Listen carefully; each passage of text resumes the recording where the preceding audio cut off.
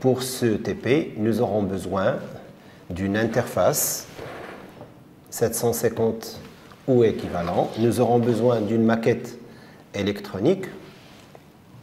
Nous aurons besoin de cordons électriques, des pinces crocodiles et un jeu de résistance.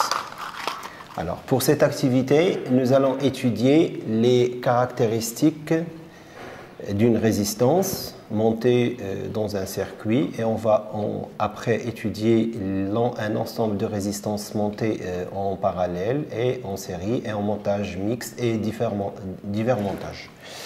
Donc, nous aurons besoin d'une tension de 5 volts délivrée en mode alternatif par un générateur. Donc, c'est l'interface qui permet d'obtenir cette tension que nous allons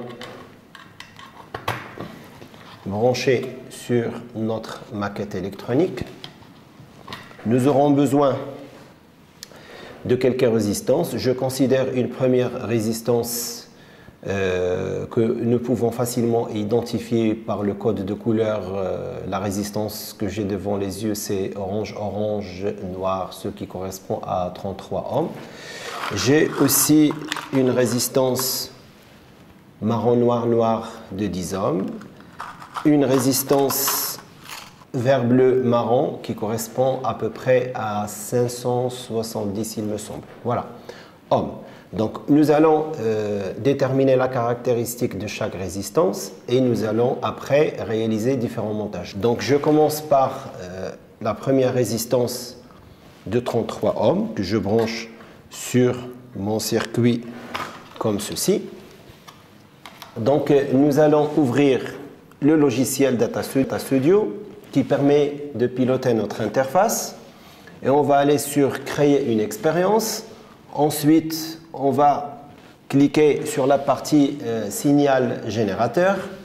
On va régler le signal triangulaire.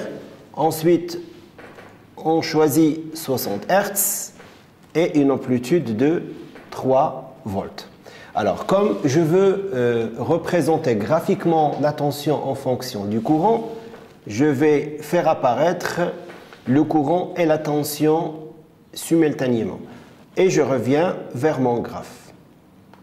Bien, alors je prends la tension et je la ramène, je la fais glisser vers mon graphe et je vois apparaître un graphe sur mon écran qui me permet la mesure. Aussi, je change l'axe des abscisses et je mets courant. Toujours, j'ai mon signal triangulaire, mon amplitude 3 volts et ma fréquence. Et je vais placer ma résistance et je démarre mon expérience. Alors, j'appuie sur Start et automatiquement, le graphe s'affiche et j'ai une courbe qui passe par l'origine. Comme on représente la tension en fonction du courant, ma courbe obtenue est une droite linéaire de forme y égale à ax plus b, b égale à 0 parce que je passe par l'origine.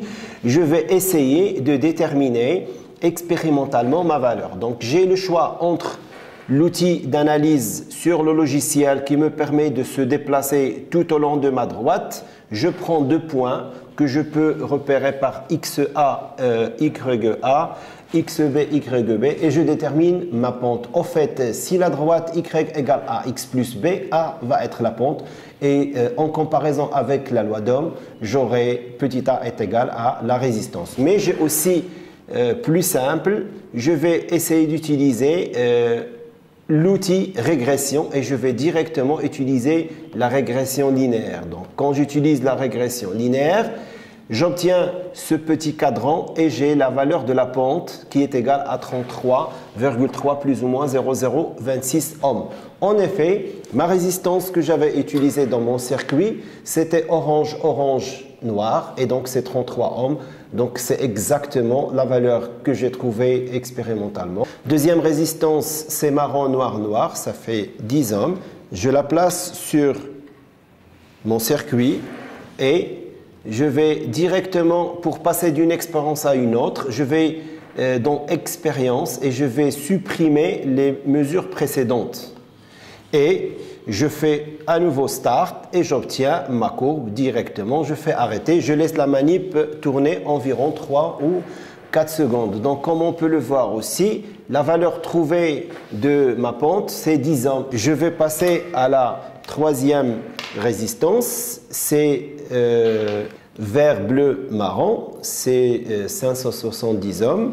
Je la place, voilà, et je vais à expérience supprimer les essais et j'appuie sur start et j'arrête automatiquement.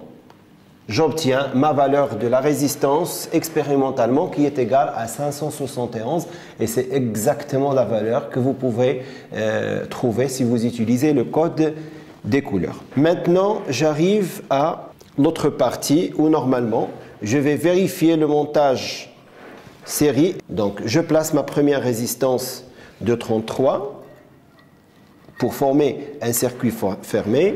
Je place ma deuxième résistance de 10 ohms sur mon circuit et ma dernière résistance de 570 ohms, en tout cas théorique, mais les valeurs que nous avons trouvées théoriquement valent exactement les résultats trouvés de manière expérimentale. Et je vais à nouveau partir pour supprimer les essais et je vais appuyer à nouveau sur Start et j'arrête automatiquement. La valeur trouvée de la pente expérimentalement, c'est 614. En effet, la première résistance que nous avons mesurée, c'était 33. La seconde, c'était 10, ça fait 43 ohms.